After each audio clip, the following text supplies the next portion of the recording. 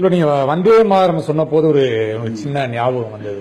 இந்த வந்தே மாதரம் பாடல் ஏற்றி அதெல்லாம் வந்தபோது தமிழிலும் அகில இந்திய அளவிலும் ஏஆர் ரஹ்மான் அவர் தான் அந்த பாட்டை இசையமைத்து அவர் தான் பாடினார். அவருக்கு அந்த பாடல் வெளியிருந்த கூட பல்வேறு எதிர்ப்புகள்லாம் வந்துச்சுன்னாங்க. அதையும் மீறி அந்த பாடு வெளியிடப்பட்டு ஒரு மிகப்பெரிய சூப்பர் ஹிட்டா வந்துச்சு. அப்ப ஏஆர் ரஹ்மானை அழைத்து நீங்கள் ஏதாவது சொன்னீங்களா? அது மாதிரி பாடல்கள் விஷயங்கள்லாம் தாய் மண்ணை நாம் வணங்கக்கூடாது போன்ற விஷயங்கள்லாம் நீங்க சொன்னீங்களா? அப்போ அதாவது ஏஆர் ரஹ்மானை பொறுத்த வரைக்கும் அவருக்கு வந்தே மாதரம் ஒரு மேட்டரே கிடையாது. ஏன்னா அவரு இந்துவா இருந்து முஸ்லீமா வந்தவர் தான். வந்தாலும் இஸ்லாமிய அடிப்படையில ஒரு இறைவனை தான் வணங்கணும். அதை ஏத்துக்கொண்டு அவர் வரல.